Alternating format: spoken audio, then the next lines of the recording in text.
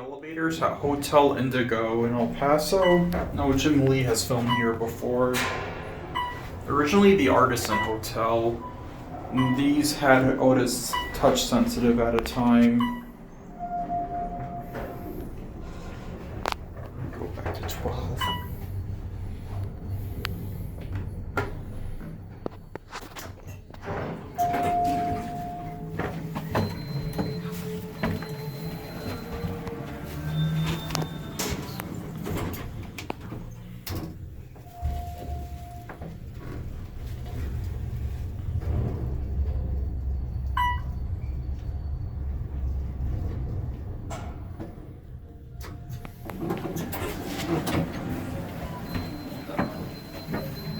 Going down? Up? I'm going up.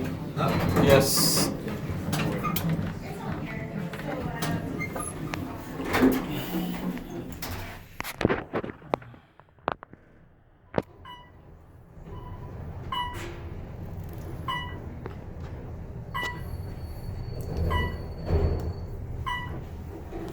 Let's get off at G. Pretty neat elevators. They kept the same cabs, but they completely redid them. I don't know if it's really anything special. It's an Otis, but I've seen so many of these already.